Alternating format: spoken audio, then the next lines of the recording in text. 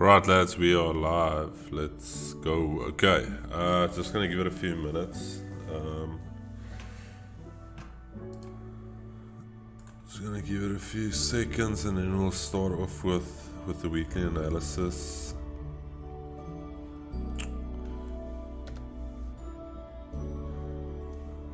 Hope everyone is doing well.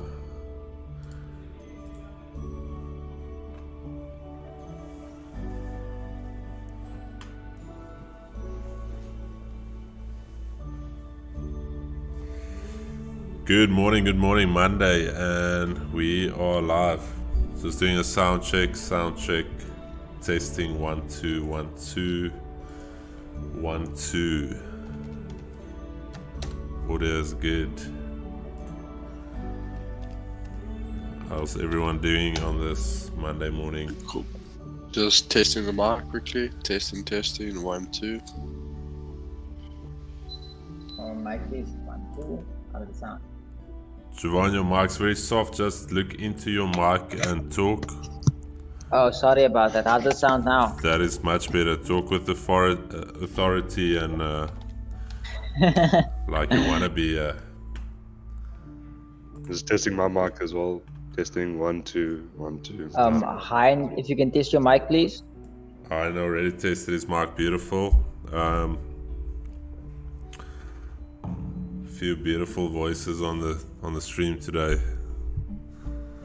Some deep voices. Hope everyone's doing well. Good morning, Liam, Jeremy, Neil. Good morning, Brahm, Mo. Everything sounds good. Great. Sound check done. I think let's jump straight into it. Hope everyone had a good weekend and ready for the new week.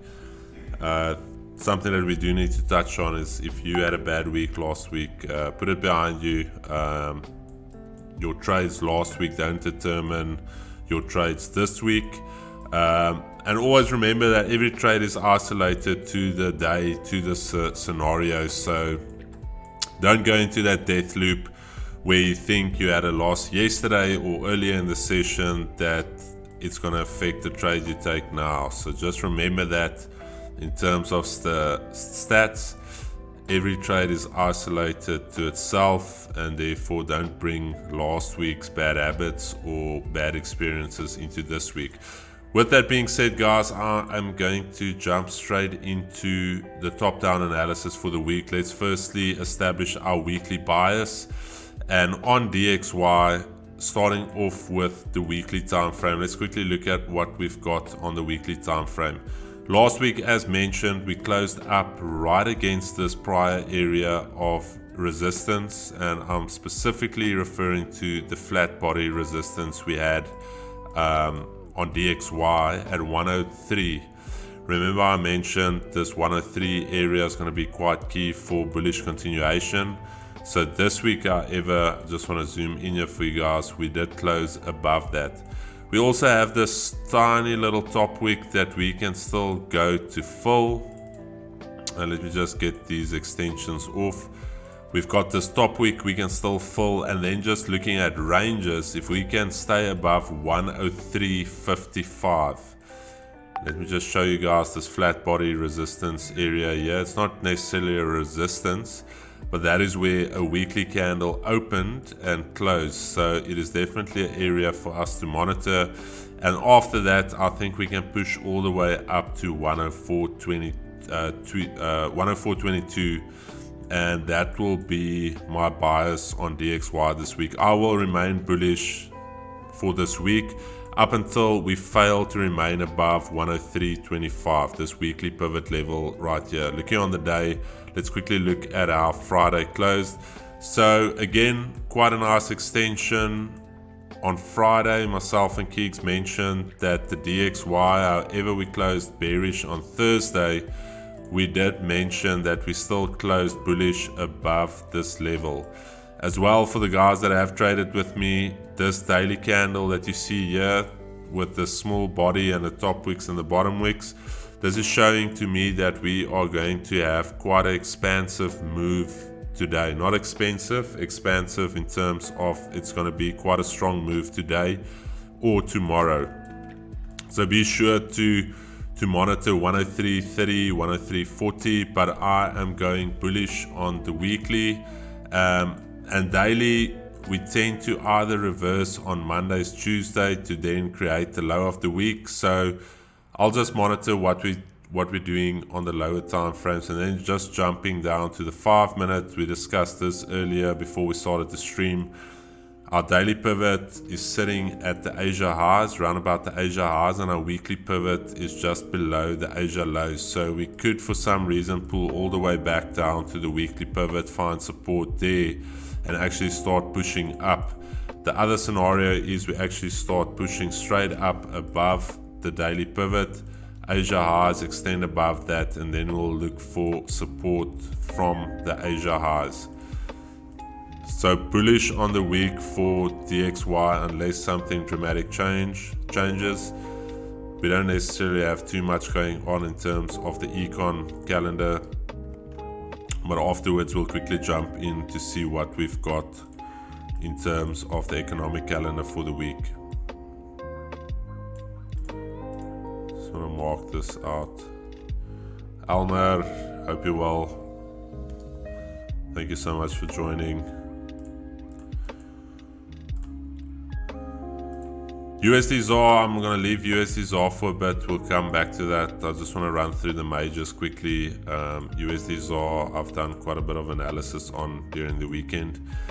GBP USD weekly closing bullish, also finding support at this area right here, this previous flat body area. We also mentioned last week that we've got this prior area of resistance that got tested and we've held twice.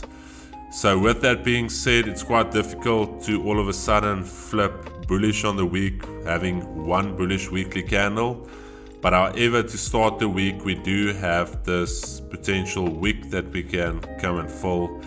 And if we stay above last week's high, I do think we can continue higher. Or this is just a support being created to be broken down this week, and that will actually signal a break of structure, because technically we have not broken below this weekly low right there. So structure to the upside has yet to be broken. This could all just still be a pullback up until we get a weekly candle piercing that level or even closing below that level. So for me, I'm gonna have to go with neutral on the week. My weekly bias is neutral. I'm gonna day trade GU. I'm not necessarily gonna fix my bias on it because we are trading at the flat body support. We haven't broken structure to the downside yet, and we can also trade all the way up. So to try and lock myself in with the weekly bias is not necessarily the smartest thing to do. However, looking on the daily, we've got this potential swing high formation right here. We are creating lower lows, lower highs, as you can see, coming from these highs. So on the daily, I'm going to have to go with bearish on the day. And that is what I'll be trading on the day. Looking for selling opportunities on the 5-minute candle. Let's quickly check where so we're actually currently trading at the daily pivot. Daily pivot is at the Asia lows. Also AD accumulation distribution showing a lot of bearish pressure on the market. So for London, what we want to see is we want to see an extension down, the retest of the Asia lows, and then for continuations down back to the weekly pivot. I wouldn't necessarily want to see this coming all the way back into the Asia range, because then we're going to fill out the Asia range to the highs. But that is currently what we've got on GBP USD, and I just want to mark out our Asia range. Gold, let's quickly jump to gold, and I'll also get Keeks to give us his outlook for the week. Last week we did mention we were bearish due to the fact that if you look on the weekly time frame, we failed to hold this weekly support. Also, if you go back to last week Monday's analysis on the live stream, we actually mentioned that we can trade all the way back into this area of imbalance closer to 1872. Again this week, however, 4 weeks of straight downwards momentum. Can we potentially get a pullback back up to 1908, 1910? That is not necessarily our job to try and dictate when price is going to pull back, but on the weekly time frame, I'm going bearish on this. And on the daily time frame, again, similar to what we had on Friday 2 weeks ago, support being created, price then breaking down, continuing lower. So again, gold, if you look at it on the daily time frame, Friday again trying to create support, exactly almost mirror image of what we had here. If you look at that area right there, could we get something similar where Friday tried to pull back and then Monday just continued lower? Yet to be seen, but I am not bullish on this yet. If we can get a bullish candle closure today, I would like that. And also just want to show you guys, Friday's daily candle did not take out Thursday's daily low, so this is not a swing low formation for me. So I'm going to go with bearish on the day as well. And jumping down to the 5-minute time frame, let's quickly look at where we are trading currently at. Currently trading below the daily pivot, which is at 1891. However, quite a bit of bullish pressure on the accumulation distribution chart, as you guys can see there. So one thing I would note down is if we can start trading above this daily pivot area, I would look for potential longs. But if we start breaking Asia lows, I would consider shorts going lower. But it would need to be below 1885. I would not consider anything in between that range from where we're currently at. So let's just mark that out. Asia lows, Asia highs.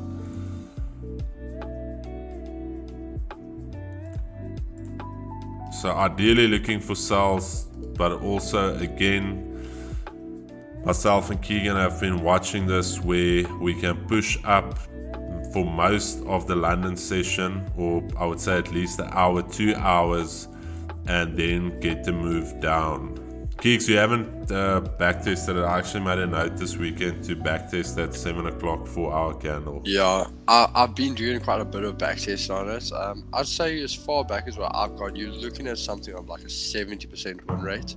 Okay. So it isn't a definite thing, but it does play out more often than not. Okay, sweet. GJ, quite easy on the weekly.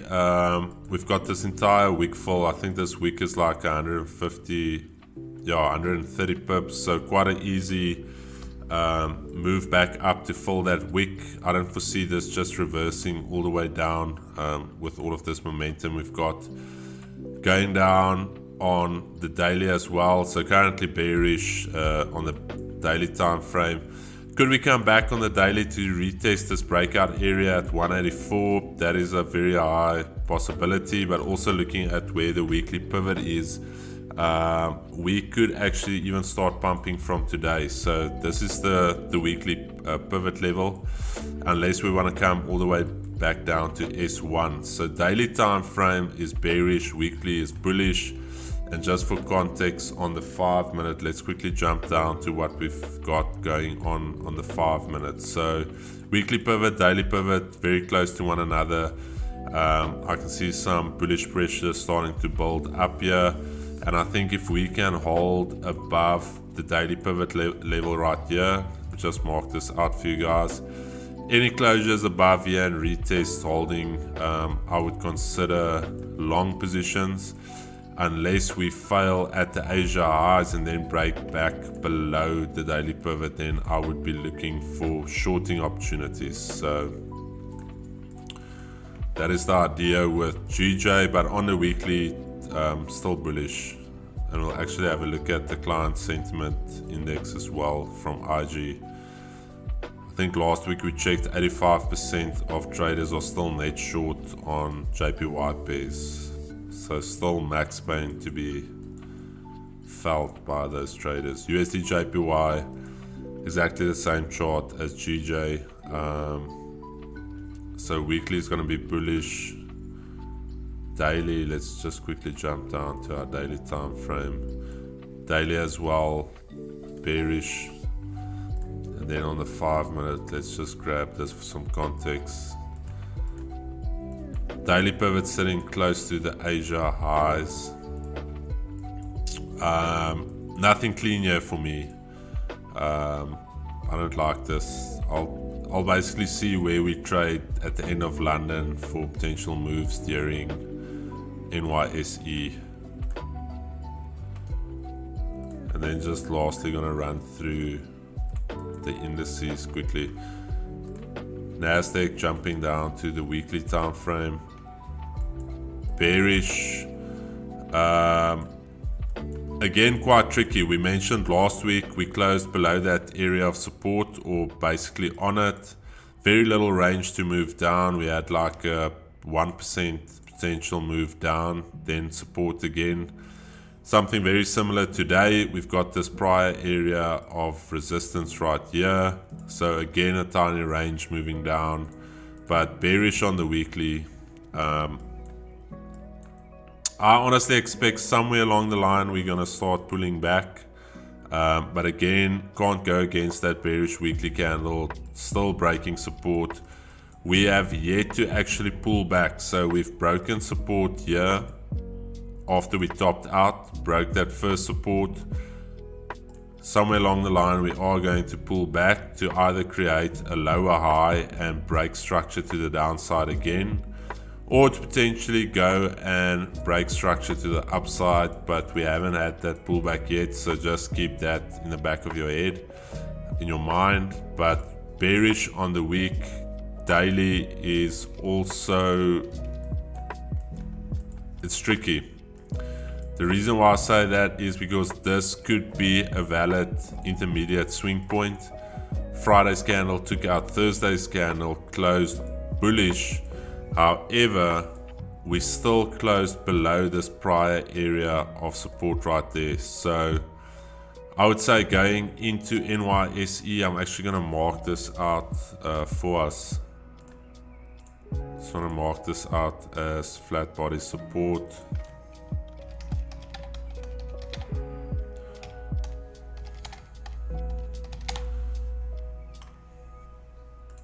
So I would monitor this level going into this afternoon session, or even now. Can look at getting some trades there. So daily, I'm going to go with neutral on the day due to the fact that we have yet to form a support. Potential support being formed, and also the previous daily candle was not bearish, so I cannot say that I'm fully convinced on the bearish price action. So daily flat body support right there. We're trading above the daily pivot, 14,666, number of the beast. So we'll just exercise that demon when we get there. But Asia lows, just want to mark out the Asia lows for us and the Asia highs.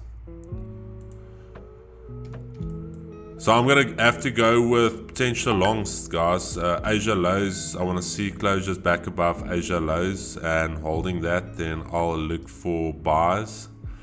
Other than that, I'm not necessarily going to look for sells unless something changes on the AD. As you can see, quite a bit of bullish momentum coming into the market.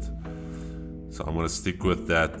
And US 30, last one, and then we can start waiting for our setups. Weekly bearish, again quite tricky. Let me just show you guys why. So US 30 closed bearish, but closing above this prior breakout area. We were in this range I think for almost 2 months, if I'm not mistaken. This was one massive range we were in. This is the retest. Can we hold this level this week? If not, that is not good news for the bulls, because then this becomes a fake out. This entire move then on the weekly time frame becomes a fake out, trapping traders to the upside. And what bulls would want to see is holding this level, either trading back into it and then moving out of that level. But coming back into this range is not good news, because then we're basically going to mirror what price has been doing for the last 2 months in this range. Looking left, we're going to go back into one ranging shit show again up until we either break down lower or we break back up. So weekly time frame is bearish, and we're going to get some context on the day as well. Weekly bearish, daily is also potentially bullish in terms of whether this is going to be a swing low. Holding above, I'm going to go with neutral again on the day, due to the fact that it's not a confirmed support yet. What I mean by confirmed support is at least 2 bullish daily candles in a row. One single bullish daily candle is not going to deter me from saying we are bullish. So 5-minute time frame, also a lot of bullish momentum to the upside in terms of the accumulation distribution. And just marking out my Asia lows, just want to quickly grab this for us. Asia lows right there. I'm lying, this is our Asia low there, and our Asia high, quite a tight little range on the session, also above the daily pivot.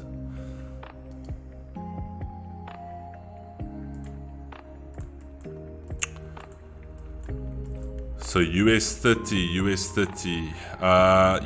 ideally for buyers, I would want to see Asia lows hold, but let's see. Alright gents, that's the analysis. USD ZAR, all I want to say is 19. This is going to be the pivot for the week. The weekly, I'll show you guys now quickly what I'm seeing on the weekly. But ultimately for USD ZAR, this is the pivot for the week. Let's make it another color, maybe this turquoise. 19 is going to be basically a weekly pivot, round psychological number. I'm going to show you guys now why I say that. So on the weekly time frame, still closing bullish, still closing just below the 19 level Friday. So I just want to show you guys where we previously had something similar to that. So this was September 2022. Look at this weekly breakout. We had that small bullish weekly candle and price just exploded from there. You guys know when we see a candle like that there's a lot of implied volatility coming in. So again, from these highs, we broke structure lower, creating a lower low, lower high, lower low, and then we came all the way back to take out that high. That's not necessarily a structure break, but this is also not necessarily a bullish move down. This could also just be a corrective 3-wave structure, because we are still bullish on the higher time frames. But with that being said, on the week I am going with neutral, due to the fact that we did not close above 19. We failed to really close strong bullish, but we do have that weekly wick fill to the upside. So weekly is going to be neutral, and I will establish my bias or stick to a bias for the rest of the week after I see what we do at 19 today and tomorrow. Daily time frame, quickly want to just jump down to the daily. Bearish on the day, so daily is going to be bearish up until we get a bullish daily candle close. And then just looking at context for us, 5 minutes, let's just run through the Asia lows. Already trading above the Asia lows, trading very close to the weekly pivot level. So Asia highs, this is our Asia high level, and Asia lows. So let's see if we can hold Asia highs. A lot of bullish pressure, so I'll be looking for buys if we can hold Asia highs. That's it guys, that is the analysis for the week, for the day. It is Monday. Don't get ahead of yourself and try and jump into trades so early in the week and already fuck up your week on a Monday. Still a lot of time, still a lot of bullets left to shoot, so take it easy. Let's see how we develop and take it from there.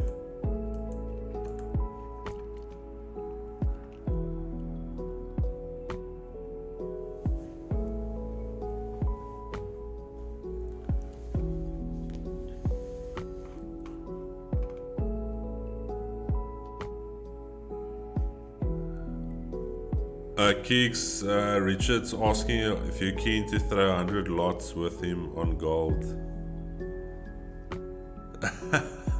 The question is, are we going long or short? Laz, that's a question, long or short, dude?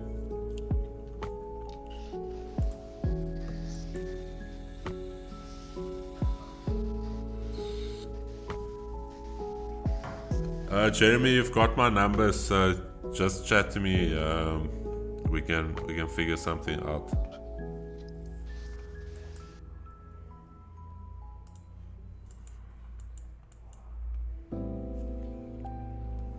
Okay, markets opening in 2 minutes and 45 seconds.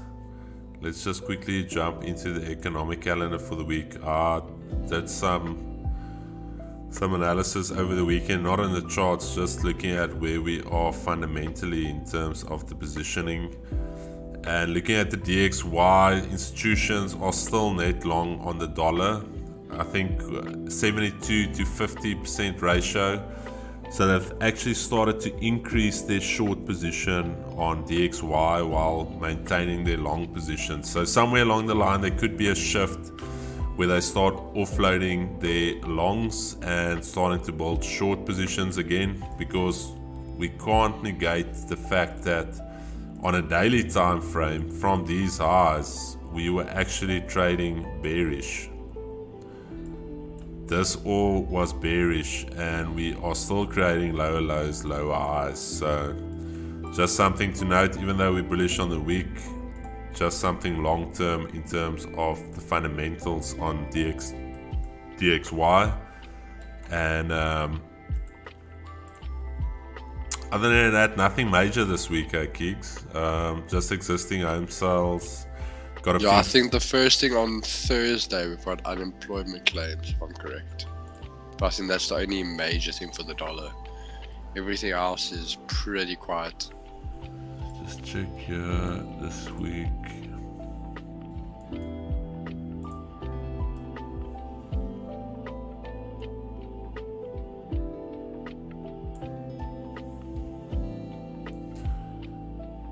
Guys, just be alert. Han is quite the machine gunner. He's going to pop out some trades very early into the session. So, Han, if you can just tell the Oaks what charts they need to get on. And these are the type of trades you can honestly go full margin on. I would risk the entire house, the boat, the car, everything. I'm kidding, guys. With that being said, just a disclaimer. Don't construe these streams as financial advice. These are purely for entertainment and educational purposes only. Please seek financial advice from your financial advisor before making any financial decisions. You will lose money if you follow what we do on here. And maybe you can do the opposite and make some money. But nonetheless, we try our best. And these streams are completely free. We don't charge anything, we don't sell you anything. The only thing I do sell is likes on the stream. So I will have to ask you guys to just like the stream, subscribe, as it helps us out with the algo. Ultimately, we won't sell you anything else. We'll just try and give away as much as we can. Because ultimately that is the rule of life. The more you give, the more you will receive. Not that we want to receive anything, but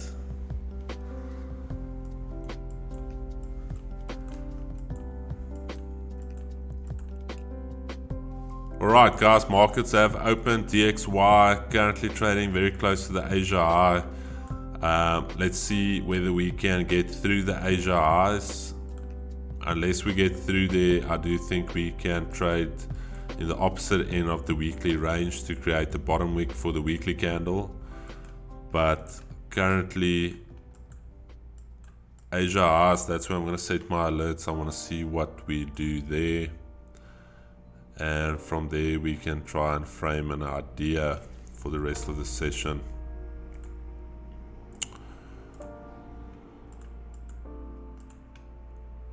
Similar with USD ZAR, we're going to set some alerts at the Asia highs. I want to see if we can hold Asia highs.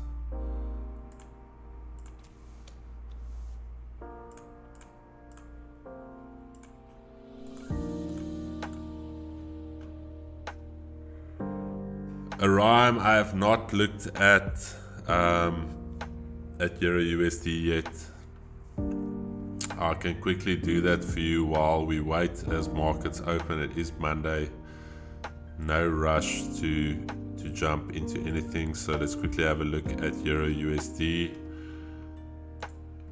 Only reason I don't trade Euro USD is due to the fact that it moves at snail pace. So I'll quickly do a top-down analysis for you on Euro USD. So Euro USD weekly time frame for me bearish due to the fact that we failed to hold above this prior area of support right there. That is the most recent area of support, because from that support we created a new high, also broke structure to the upside. Also a telltale sign is that this current weekly candle has got no bottom wick, and for the most part candles always have top wicks and bottom wicks, not always, 99% of the time. So very likely we'll still flip bearish to create a bottom wick, but I would say bearish on the week. Let's actually get our bias text in here quickly and we can do this analysis for a rhyme. Is it yeah, I'm just gonna stick with what that is. Weekly, I'm gonna go bearish on Euro USD. Daily, we'll quickly establish our daily bias, and this could potentially come all the way back down to this flat body right there. And also some would say that is an order block, not necessarily because it did not create a new high, but this area right here, prior area of support, that could be your weekly target depending on how quickly we move. Daily time frame, we are seeing a slowing of the downside momentum. As you can see, very small daily candles, very small bodies. So we could see a push up. However, I would first want to see a daily candle close in my direction. I would also first want to see a bottom wick on this current candle. So on the daily, I would say still bearish. We have yet to actually, for the last 6 days, create a bullish daily candle. And I would say bearish on the day. And just for some context, if you are day trading the pair, I would say Asia highs is going to be your best bet. If we can clear Asia highs on Euro USD and you can hold Asia highs and stay above that area, something like this, potentially extend past, come back to hold Asia highs, you could see a move up. Other than that, sell still looking good from the Asia highs. However, I would want to see the 80 accumulation distribution popping back down under the 200. So if you're going to go with sells, I would say riskier sell at Asia highs, and then your safer bet would be Asia lows after we've created a daily bottom wick and a weekly bottom wick. Asia lows from the daily pivot level, that's going to be your play right there. So there's your Euro USD analysis for the week. Now you know exactly where you want to trade to. If you want to trade bearish, however, Monday, Tuesdays trade into the opposite end of the range. What I mean by that is the counter trend move happens on Monday, Tuesday, and then from, I would say, close to the end of the day, Tuesday, Wednesday, Thursday, the bulk of the move will happen. and then Friday afternoons you'll get, for the most part, you'll get your pullback again.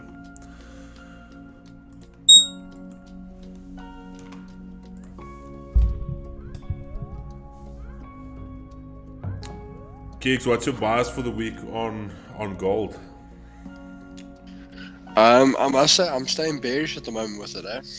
I mean, I kept saying it last week. Once we gave up that 1900 area, this was just going to be a waterfall effect. So I'm staying with going short on gold at the moment.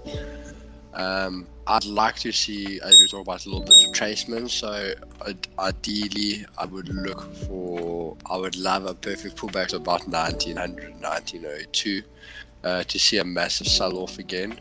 The only time I wouldn't even start looking at maybe going long is we've got quite a strong key level at 1867.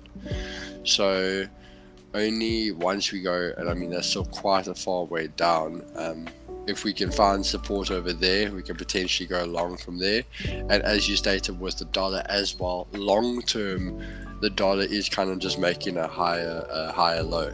So potentially that is also in a bearish thing. So again, that would play out ideally, but yeah, for now I'm staying short on gold. It is Monday, not expecting too much. However, I am monitoring USD ZAR from these Asia highs. And what I want to see is either some type of, not even like a double bottom, but just like a support being created, a resistance being created, and then a break of structure. And then I'll execute potential longs on this. But what I've seen with USD ZAR, however, is I want to actually see this coming into the Asia range. And then after trading back into the Asia range, then I want to see it coming out of the Asia range for longs.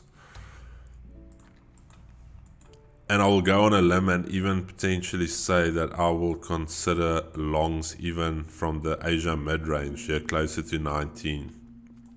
Like I mentioned, that's quite a key level for me on the week.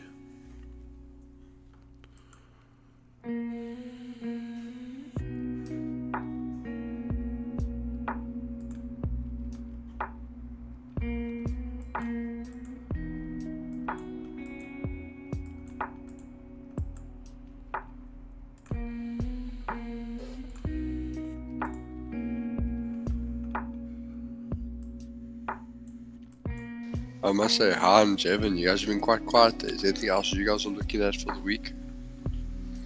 I'm also looking at gold, Euro USD, Nasdaq, and NZD Yen. So last week, look at NZD Yen. I took a sell on it, but only hit 25 pips and break even, and then price completely dumped. It went all the way to my TP.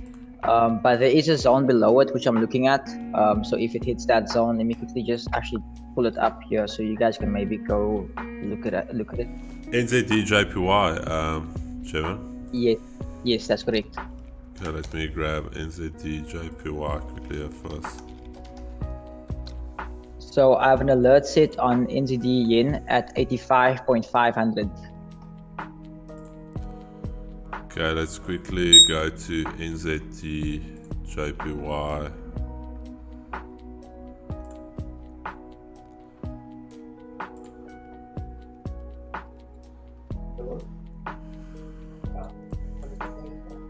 So you've got an alert set for long, 185.500. Yes, so what I wanted to do is... 85.500, eh? Yes, that's the one.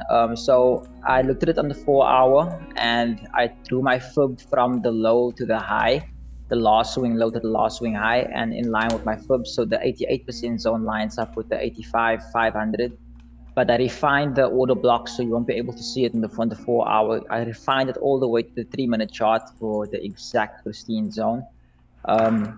But it might take some time for it to get there. But then again, also how price is trending right now. Price is, like I said, price has been dropping. So it's a perfect way to induce sellers, especially going into Monday, Tuesday. So on Wednesday, we could actually see price be there, even tomorrow, but it all depends. But currently, no trade there.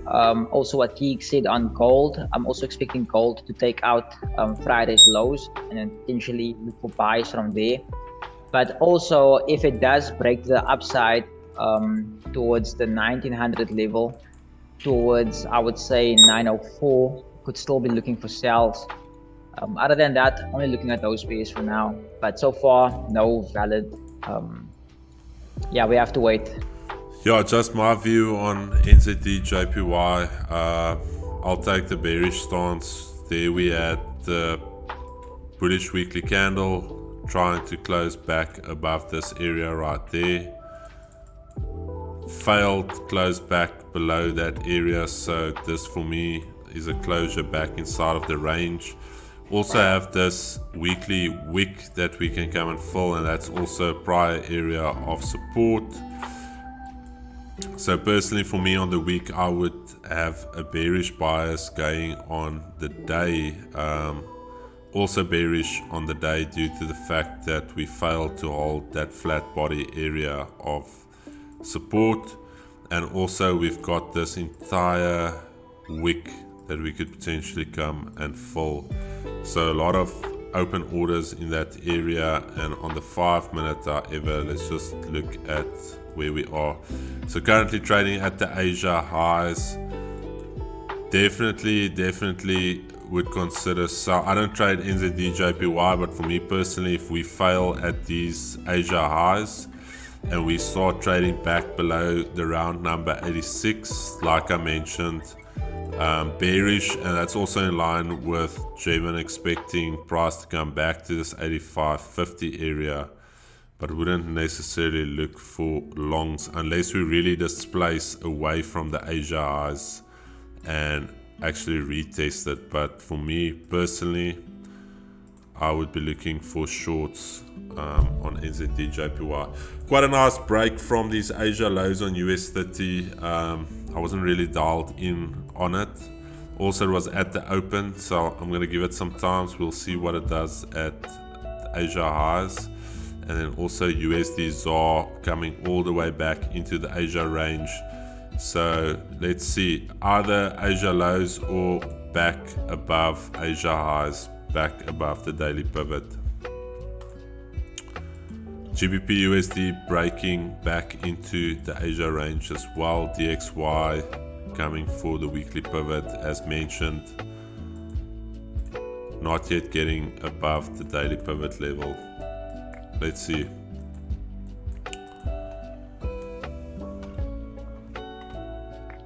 And anything on your watch list start the week? Yeah, Chris, so at the moment I'm actually only looking at USD CAD and gold as well, so I agree with everyone's bias on gold as well. So personally for me, I'm looking for gold to first take out the 1885.113 lows that were created on Friday to confirm some sells, and then if we can confirm some sells, then I would like to see gold trade all the way down to about 1870 to start creating a pullback. I wouldn't be surprised if we, however, start creating a pullback already to the upside. However, my buyers will only shift bullish and start looking for buys once we break about 1903. Okay. So if we can trail down to, let's say we confirm some sells, if we can trail down to about 1970 would be an ideal place to start looking for a pullback. The reason why I'm saying that is because we obviously broke these lows at about 1893 on the daily. We broke the lows that were created. When was this created? About 29th of June. We had a nice low created then. We just obviously broke that last week. So yeah, obviously because we broke that, we're obviously going to start looking for when it's going to start making its pullback to start making the lower high. And then also USD CAD. I'm currently looking for the break. Let me just wait for you to pull up USD CAD there. And feel free to annotate on Zoom if you want. You can just tell me what time frame you want, and I'll jump down to the time frame for you. Yeah, cool. So if you quickly jump down to USD CAD on the, let me just double check here, I would say the daily. We get the day. Just want to put off these pivots. Okay, daily. Let's just get some. Okay, so obviously I trade order blocks. So there's an order block that formed on the left there, starting at about 1.35669 on the left. A bit further left, a bit more up there. 1.3. Oh, sorry. Yeah, Oh, you're looking at this order block, yeah. Yeah, that order block there. So why I'm looking at that order block is not necessarily to start looking for sells, but I can imagine that the market could start making its pullback now, because on USD CAD we've had a lot of bullish momentum and absolutely no pullback whatsoever. So I would ideally like a pullback starting with this area, and then you can just create that order block a bit bigger there, Chris, so you could that red candle with no bottom wick. Oh, you want to put it all the way down? Okay, there. Yeah. Okay, I see that. And then hopping down to the 15-minute, I would ideally now start confirming some sells. I would like to see a USD CAD break the lows that were created on Friday. So that price would be 1.35329. Let me just double check on your chart. So yeah, those lows with the two candles that didn't create bottom wicks, just a bit lower than that. And your line Right there. yeah. There's it. Yeah, so if we can break and close below those areas, then I can start confirming some sells, and then potentially seeing a pullback all the way down to, I would even say, maybe to about 1.33698. So that's quite a hefty move. But I just feel after all this bullish momentum, we have to start creating a pullback at some point. Yeah, just looking at, even like, I'm not a trend line trader, but we can't deny the fact that we're still making higher highs, higher lows. And Yeah. if we start breaking, like you mentioned, that level right there, we can start to argue that this is starting to die down. And then also in terms of just looking at the 15-minute 200 EMA, we can see that for the last, what is this, almost the entire month of August, we would dip below, close back above, dip below, close back above. Same thing here. Let me just bring that across.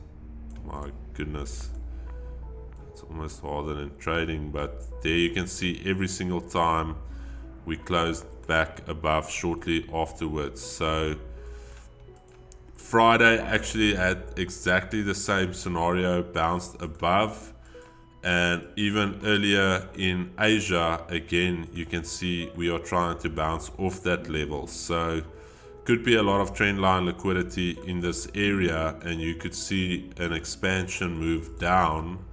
And you would first wait for the expansion move down and consider the order block from where that move started from. I'm not necessarily a SMC trader or order block trader, but you would then consider this area from where the structure break occurred. Am I right? Yeah, right. No, you're perfect there, Chris. So that order block that you measured out there would be exactly my target point once we broke these lows. So as soon as we break these lows, then I would start putting in some sell limits as well. Obviously, just waiting for the market to create some sort of buy side liquidity before I do enter my limits, though. So my thing is as well, why I would enter on that order block over there is obviously for people that do trade order blocks or SMC concepts, is that your unmitigated zone is obviously your strongest zone. So if we look to the left between where the low was created and where we are trailing right now, I don't see personally. It could be different on other pricing charts, but on my chart, there's no unmitigated order blocks that I've seen. So I would definitely start looking for some liquidity to build up after we've broken this low, and then start looking for sells off that order block right there. Sweet, keep us posted. If I may add to that of Heinz USD CAD, I'm also looking at it. I agree with Hein. What I want to see is if price could actually push above to the upside and take out Friday's highs, that would be a perfect trap for the people who are bullish, and that would then create a massive daily wick. If that is the case, so if it goes above the highs, pick up the orders and then pull back, that could then also confirm a massive, like I said, a daily reversal candle. So I agree with Hein on that. We could see the USD CAD go down. Alright guys, that's the update. DXY at the Asia lows, at the weekly pivot, key zone to hold if we're going to go higher in this session. As mentioned, Monday, Tuesday trading the opposite of the weekly range. So even though we're weekly on bullish on the weekly time frame, Monday, Tuesday could reverse lower. USD ZAR, I'm actually gonna monitor these Asia lows as well. Still a lot of bullish momentum to the upside in terms of the AD. So let's see Asia lows. I'm maybe gonna sneak in a little trade there from the Asia lows, but I will keep you guys updated as soon as I execute on that. GBP USD, still bearish for me. I would also potentially consider sells from these Asia highs against popular belief, but Asia highs, that is where I will also potentially look for some sells. Again, we'll keep you guys updated on that. For now, I'm just going to set some alerts. Monday, guys, the stream will only go up until 10. We've got load shedding. We've got our priorities completely wrong. We're busy planning launch parties and stuff, but we do not have a generator yet. So our priorities are completely fucked up at this stage, but we'll sort that out. We'll get a generator and inverter at some stage. But for now, GBP USD Asia highs, USD ZAR Asia lows. Gold not yet doing anything. I would monitor the daily pivot for a move. And pound yen starting to make its move above the daily pivot. Chris, are we also going to be looking at synthetic indices, or is it purely going to be forex? No. Purely forex. Okay, just making sure. Purely forex. Chris, I think something just to look at as well is just we do have PMI coming up on Wednesday, which is going to be quite a volatile day in the markets because we have PMI for Euro, GBP, and USD throughout the course of the day. Do you have PMIs for the US as well Wednesday? Yeah, so Yes, if I'm yeah. on Forex Factory, yeah. You're correct, yeah. So PMIs on Wednesday. So no consensus out yet. So I just want to check here the global composite PMI. What we have. Yeah, it's there for the dollar, for the pound, and for the euro. Yeah, it's going to be quite volatile. Tell me, Chris, the whole BRICS summit thing that's happening now, obviously on Forex Factory, you've got your yellow, you've got your orange, and you've got your red folders, red and orange obviously being your what's going to move the markets the most. Do you feel, so on Forex Factory, the BRICS summit is a orange folder. Do you feel like because it's such a big event, it might move the markets a bit more than we're expecting? The thing with these summits, as I always say, it's not necessarily the summit, and I think the markets almost have like a certain level of digestion in terms of what's being said at these summits, and I think we all know markets don't like any surprises. So if anything comes out of those summits or from the speakers that the market did not expect, we could see some volatile moves. But I think if it's just your standard status quo stuff being said and being talked about, I don't foresee anything major happening. But dude, we live in South Africa, and especially with what's going on in Ukraine and Russia, I don't want to get the stream shadow banned, but yeah, there is obviously a lot of volatility on the political front all around the world. So No, I would definitely say it's something to be aware of and take note of, but it's not something that I will specifically tune into and try and form an idea or a trading idea as to what's being said within those talks that's being held at the summit. Personally, years ago when Cyril won the internal ANC election, I traded USD ZAR. I think, if I'm not mistaken, Julius Malema tweeted something about "it's a boy," and everyone, it was the female candidate that was going up against Cyril, and once he tweeted that, I went long USD ZAR because everyone was rooting for Cyril. But alright guys, Asia lows, so I'm going to start locking it in here on USD ZAR. I want to see how we form at these lows. Also DXY at the Asia lows. So maybe get a trade in before load shedding hits. And the rest we've got alerts set, so nothing major there for us.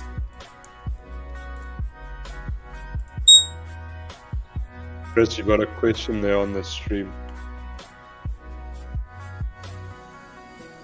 Jeremy, sorry man, I didn't check the stream. So we actually had this discussion, I think it was a week or 2 weeks ago. Hein was also in the office here talking about indicators, and I feel that there is this idea that you don't know how to trade if you've got an indicator on your chart, this and that. Personally, for me, the only indicators I have on my chart is the moving averages, not as an entry model or as part of any strategy. The thing is, if you understand how moving averages work, you would understand that the only thing the moving average is showing you is basically the average price movement for a specific period. So if you've got a 50 EMA, it's basically taking the prior 50 candles, taking the average of that and smoothing it out onto a line. So this is purely to see where we are trading. It's not to say that I'm bearish or bullish. But if I see moving averages are trending down, why would I be looking for buys? If I see moving averages are trending up, why would I look for sells? In terms of the AD, the accumulation distribution indicator that I use, this is purely to basically solidify my bias on the day. I use my daily candles, my daily ranges for my bias. And I just use the AD to reinforce my idea or as an additional check in terms of where I want to trade. So a lot of times the AD has saved me from looking to trade long, but there's actually showing bearish momentum building up. And again guys, there's no fault in trading with indicators, using it as an additional tool. For the most part, the top stock traders all have moving averages on their charts. They use VWAP, the volume weighted average price as well. At the end of the day, there's no right, there's no wrong. It's all about making money in the market. That's ultimately what we want to do when we come and sit here. So if you want to use star signs and astrology and you want to look into your cat's ear to get a signal and it works for you, that is perfect. Like, don't let anybody tell you you cannot look into your cat's ear to determine your daily or weekly bias. But I think people are so fixated on what social media is saying and what somebody else is doing without actually doing their own homework. And that's the thing in life. We are so easily manipulated in terms of what we see, what we say. And if John says this, then all of a sudden it has to be true. But your thing, I actually saw a thing Elon Musk posted saying that we live in an era where you can literally become an expert in anything for free. Like years ago, there weren't a lot of books available. They were either in a library or you had to own the books. But we live in an era where you can literally go on the internet. There's thousands and thousands of hours worth of information. There's journals, there's books. You've got Google Scholar, for instance. You can get actual academic journals that you can go through on trading, on psychology. But everybody wants it on a spoon, and unfortunately that is the era we live in. We don't want to spend time going back, testing our strategy, testing our analysis. We want to first want to see what Keegan and Ian does, and Jevon, and then after that I want to tell them, okay, give me the one-page strategy. I just quickly want to digest through that one-page strategy. I don't want to go through the years that you've gone through in terms of developing that. I just want the quick fix. Jeremy, it's just the accumulation distribution indicator. Let me just see.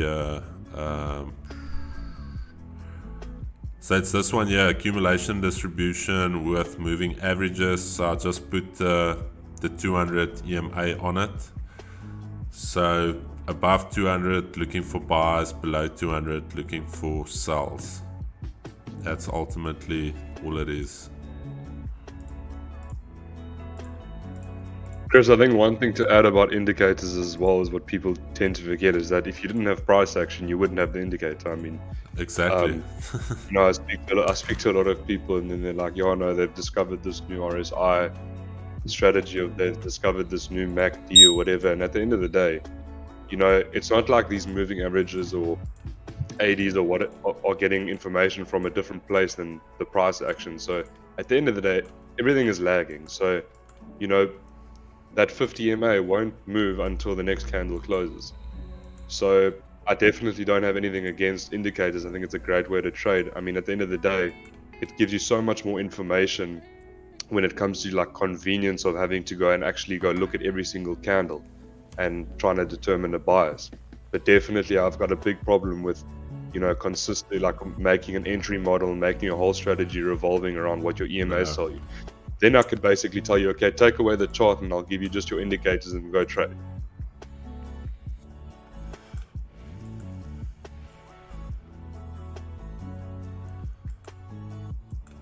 Potential missed opportunity here on GJ, but let's see.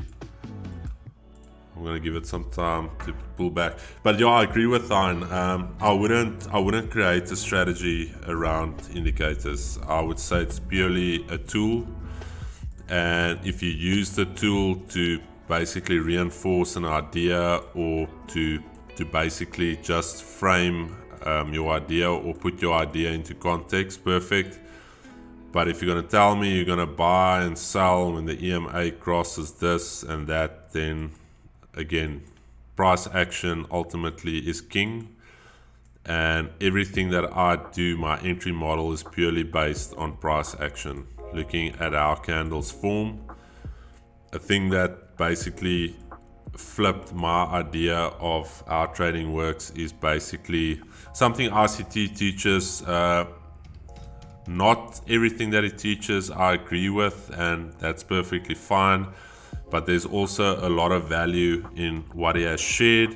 A lot of what he has shared is public information. It's nothing new. We all know how a weekly candle forms, but the way that he frames it in terms of the open, high, low, close, understanding that every candle has an open, every candle has a close, it's got a high, it's got a low. And understanding that idea, if you're expecting price to push bullish this week, we know that price is going to open up. Very high probability that price will first create a bottom wick. After creating that bottom wick, price will then flip back bullish on the weekly candle. Price is then going to go and create a high, and then very probable that price will pull back to then create a weekly top wick. So once you understand that, then your idea is framed to say, okay, I am bullish on the week. So in order for price to continue bullish, we first need to create a lower wick.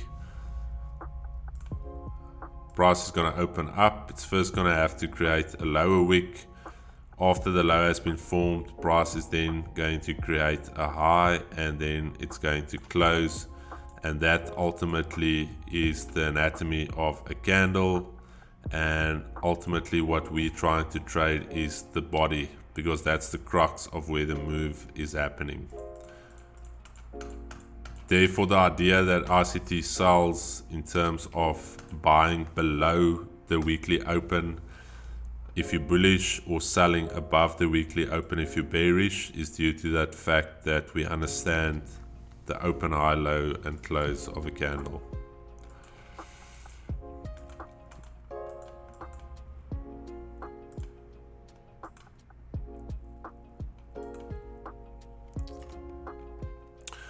It's a pleasure, Jeremy. Jared, good morning, man. Hope everyone's doing well. Rika, good morning. Thank you so much for you guys tuning in. As mentioned, please leave a like and a subscribe. That is the only thing we will be selling.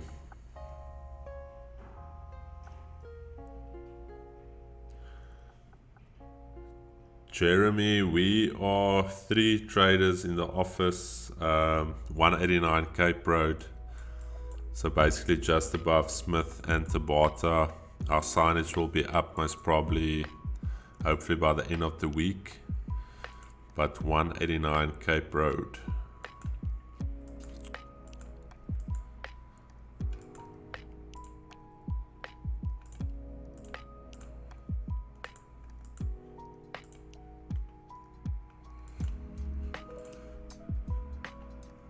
Thanks guys, I'm just gonna run to the loo quick.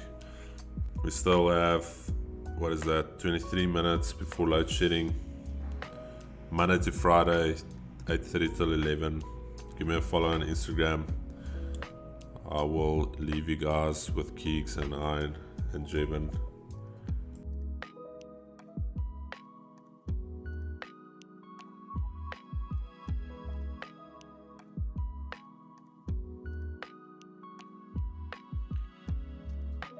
Is there anything you're looking at today?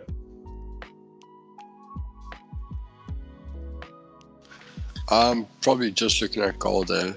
The only thing for me is like looking at this the same as last week.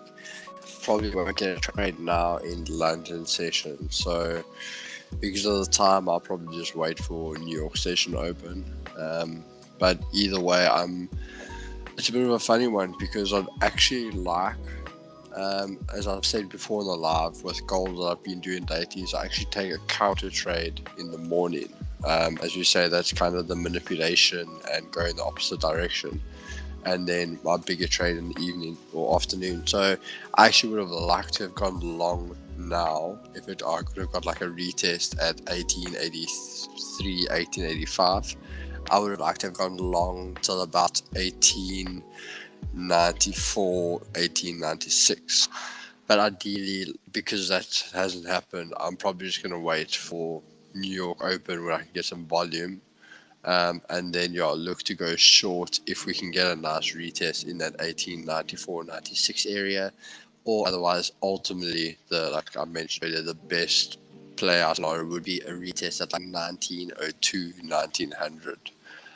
Then I'll be going short. Tommy, you obviously trade key levels, so let's just forget about higher time frame key levels quickly. Would you say something like a break and retest of those lows that are created at about, what is this, 1885, where you said you wanted a retest off of? Would you say it would kind of be quite ideal for us to, let's say we do break and close below those zones, to have a pullback into those lows, to then have resistance create, support create resistance? Yeah, so for example, like you're actually saying that now, funny enough, so there is a key level, not necessarily a level, more a zone. I actually showed Jevon this morning, so I have an area marked out of 1886 to 1884.50 or 500. And I actually had a setup for going long here, which unluckily, literally, I didn't move it, I didn't touch it. I showed Jevon again this morning. Ran in, would have tapped my trade in, and would have ran a 6R trade this morning. But obviously, it went into that zone at about 4 o'clock in the morning. So I missed that. But it definitely is an area it can find support. So that's why I want to, like I was saying, I would have liked to have gone long off there. But because of my bias for the bigger moves when the volume comes in, obviously I wouldn't want to go against the trend that time of the day. But also, like I say, so not only is it our low now, that also lands up to the low of last week. So it is quite a strong level that it can find support in. So Kings, is that gold?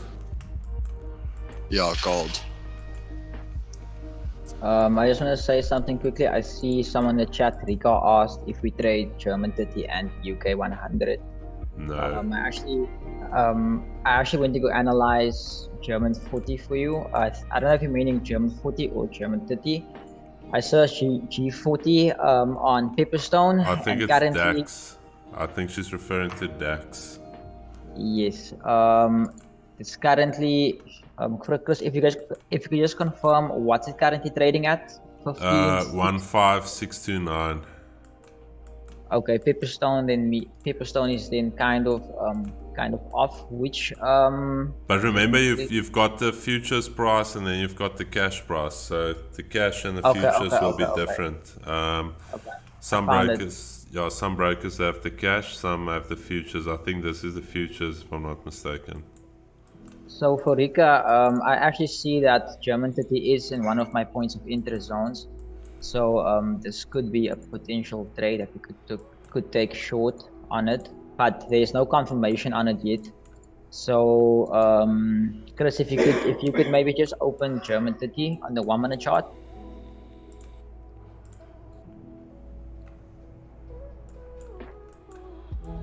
So you're gonna wait for the sweep, Jevon? So so what I usually do is I put it in the line chart so I can see the exact trend, so I can see the exact highs and lows. Currently, right at 15633. That is the last low I see on the 1 minute before a new high was made. So if it breaks below that with a displacement or fair value gap, we'll look to go short there. But I see it's making a new high now. But as long as it stays within the zone and breaks, so since this is a new high right now, if this candle breaks above this next zone, then the next high would obviously be the higher low. And then, like I said, we basically want to see a sweep, like you said now, Chris. And then the candle has to be strong, forming a fair value gap. And then we'll look to go short from there until the Asian lows, and potentially then until Friday's low. So that would be TP2, but currently there's no entry yet. We could actually see it keep on pushing more to the upside.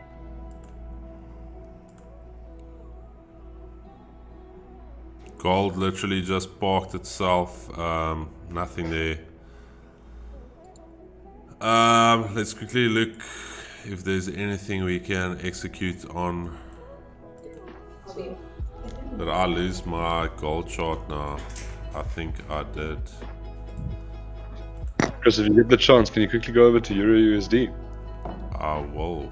Let me get Euro USD on your figures. Thanks so much, Kate. Euro USD, yo.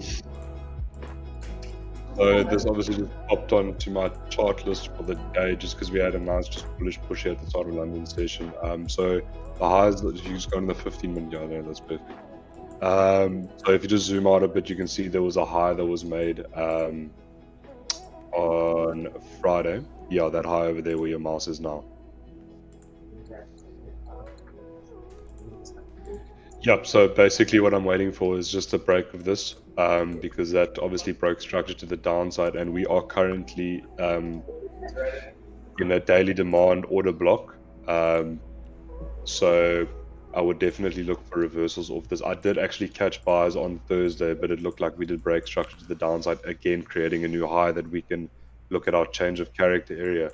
So the one thing that I'm really liking about this Euro USD trade is obviously we had a break of structure to the downside, created that high, and if we can see, excuse me, a change of character to this now, then we have an unmitigated order block forming about 4 candles back. Start looking at potentially looking at some buys of that area, and this lines up. I do find USD CAD and Euro USD tend to move in very similar opposites. So that would kind of be another confluence to take some buys of Euro USD and of sells of USD CAD. So Euro USD above Asia highs for me personally. The 80 is also starting to flip to the buy side. As I mentioned, my only concern is no bottom wick on the daily or the weekly, but in terms of trading what I see, if we come back to these Asia highs and hold it, we can get a move up. I do agree with that. Also DXY currently at the Asia lows, and unless we get away from these Asia lows and actually start building some support and getting closures below that area, we can then start seeing a move to the downside. So yeah, we're currently at points of interest definitely on the majority of the pairs. Chris, your Euro USD chart, on what liquidity provider is that? Is it on Oanda FXCM? The reason I'm asking It's FXCM. The reason why I'm asking is on Oanda, on my weekly chart, it has created a small bottom wick of about, I would say about 3 pips. Let me maybe get Oanda on your for us as well. I don't know if that makes any difference. No, let's have a look. Oanda is usually... I'm actually gonna take off FXM's one. Let's have a look on the weekly time frame. Yep, yeah, you're correct. So on Oanda, definitely a bottom wick already formed. Okay, so not to worry about the bottom wick. FXCM needs to get their shit together in terms of their price feed. So we've just taken a corporate decision that no FXCM charts will be shared. If you guys ever see a FXCM chart, please let me know, and let's just cancel FXCM.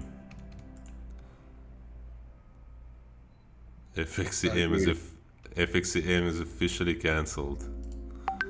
I do find though, so like definitely when you start looking at like some prop firms as well, personally I've got 2 separate types of charts, so it's 8 cap and Oanda. I just feel Oanda is the best pricing overall, but obviously when you go into some prop firms, they do offer 8 cap as a broker for your accounts, so then it would obviously be ideal just to work on that prop.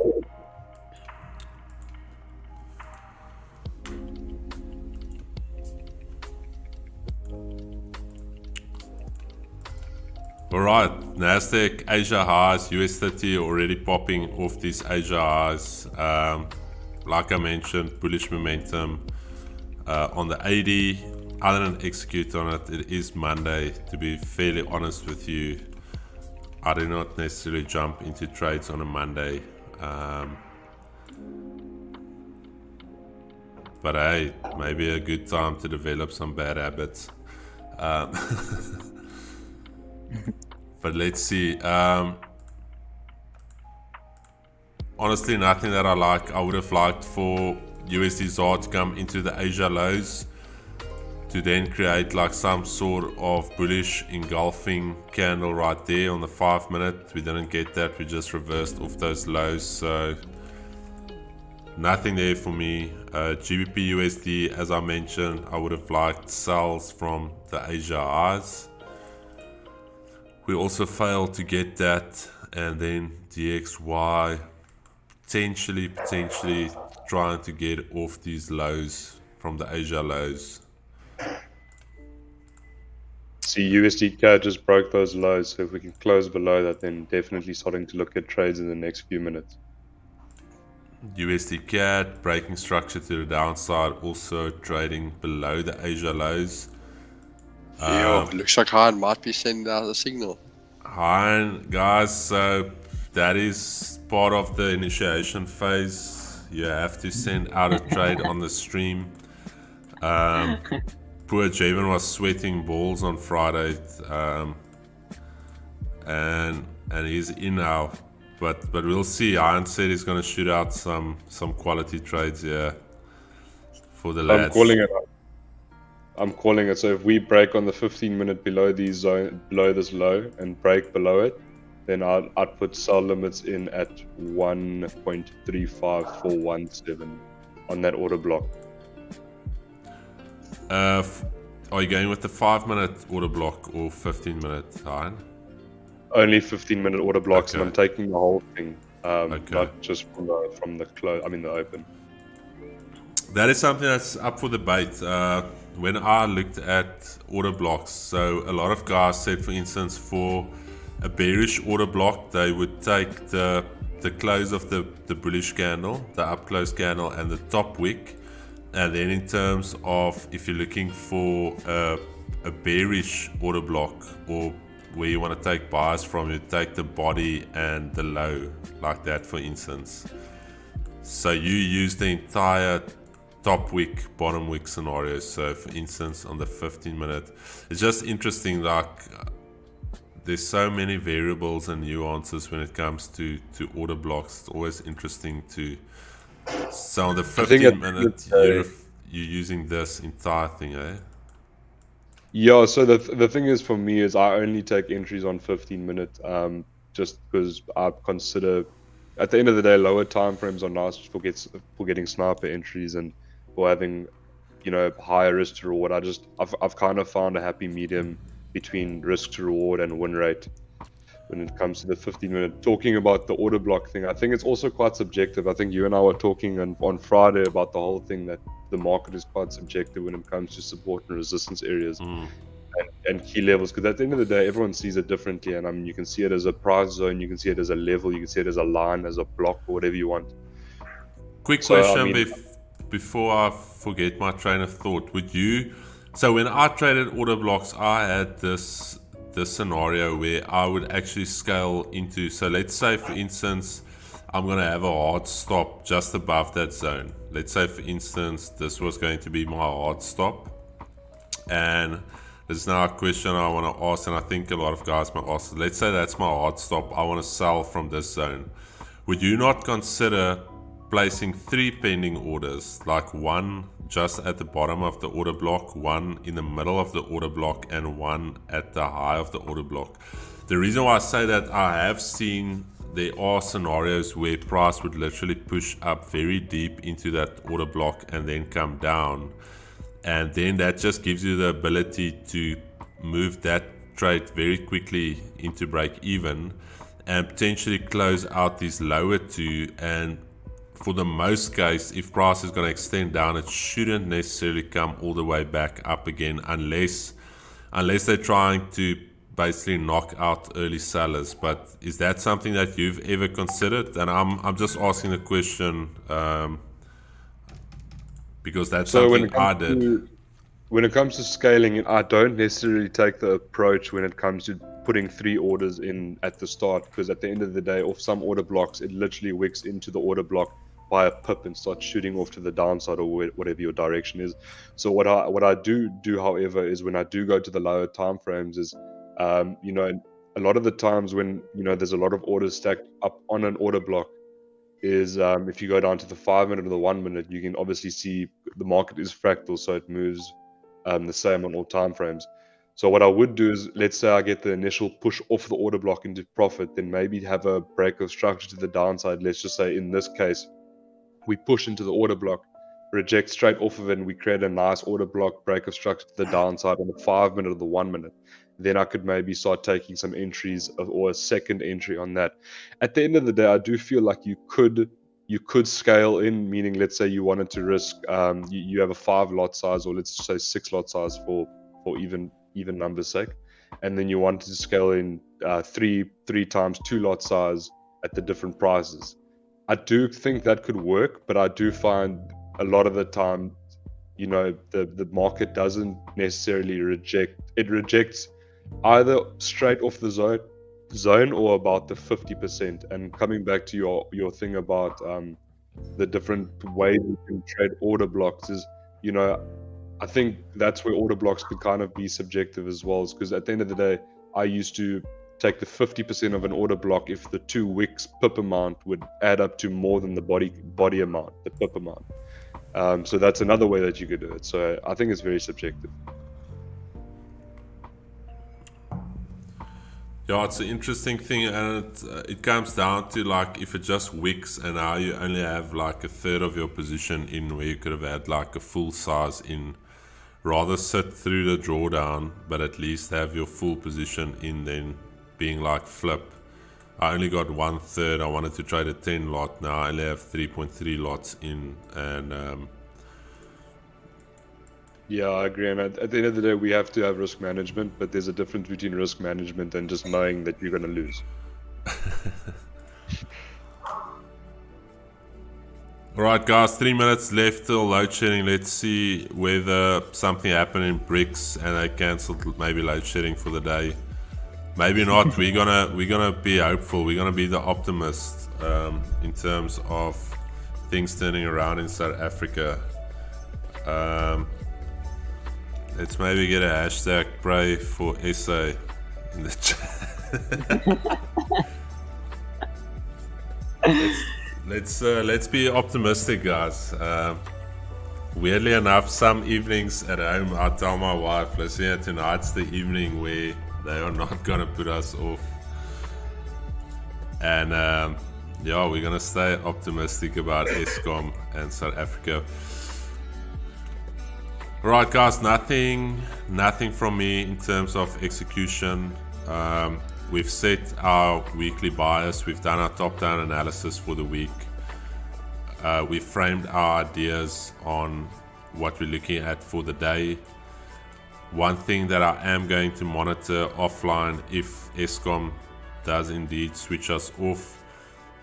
GBP, JPY, I think we're starting to build up quite a bit of liquidity here in this zone.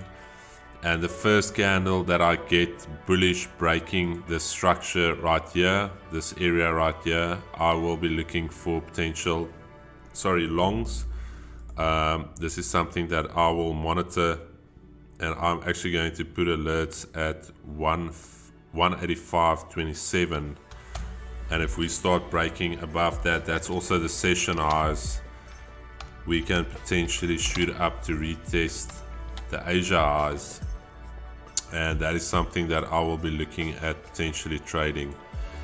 That is if we can hold above the daily pivot level. Weekly pivot, wouldn't necessarily consider that. And then also Nasdaq pushing above the 4-hour Asia highs. US 30 also pushing above the Asia highs. And then USD CAD breaking structure to the downside, currently trading below the Asia lows. I know Ian mentioned he's looking for selling opportunities off this order block area right there. Also very close to the Asia highs, so could be a potential trade. Let's hang around, let's see if we can get some additional airtime from Eskom, or whether we are going to get cancelled.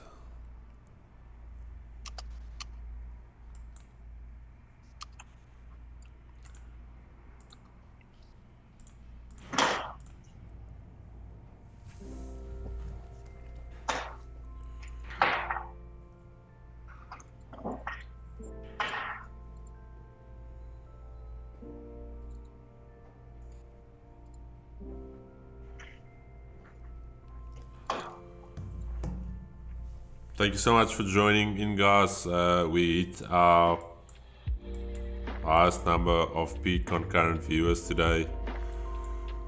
So we're literally growing every day. Really appreciate it. Again, as mentioned, we are here to try and provide as much value as we can to traders, and yeah, we really appreciate you guys joining. And I really appreciate Keegan, Iron, Jevon also taking out their time to join the streams and to also add value in terms of what they see. For the most part, everyone on these streams, in terms of that's actually with me on the streams, all trade different strategies, all have different views, which I feel is very good, because that ultimately challenges our own bias, and we've got the ability to play devil's advocate with one another's trade setups. And a lot of times, just as traders, we lack that accountability or that soundboard where somebody can just ask you a question and say, look, Ryan, you're looking to sell the order block, but have you considered this and that? And it also just refines your strategy, sharpens you up, and just keeps you accountable and honest in terms of what you are looking for. That is for the most part also why I enjoy the streams, because I use it as an online journal for myself. And ultimately we can go back and refine and look at what we can potentially change to be better. Chris, Rico on the stream just gave you guys a nice way to avoid the whole Brix ESCOM thing. Rika, so we actually have received quotes to do a UPS for, or inverters for the entire office. But like I said, our priorities are completely wrong at this stage. We first want to host a nice launch event for the office, and then we'll sort out the electricity. But also, for the most part, I think we're on the grid of the hospital close by, Green Acres Hospital. So for the most part, they schedule our load shedding either late afternoons or very early in the morning. So as soon as we see it becomes an issue in terms of the continuation on the streams, we will definitely make a priority. But at this stage, we're still rolling with it. We're keeping those funds for the launch. Alcohol is not cheap, guys, especially what the traders drink. What is that stuff the traders drink, Keegan? You showed it to me the other day. Oh, the Azul tequila.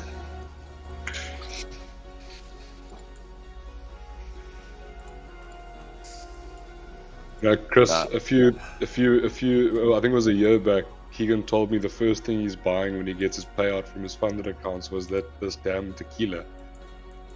Did he buy it? I never lived up to his promise. Keeks. Okay, how about now when I get Scooby back on the bar bottle? But you're not allowed to drink it. You need to throw all of it over Scooby into the intercooler. Keeks, I rate that you put that Azul tequila into your car and see if you can't spit some flames. Alright, I can do that.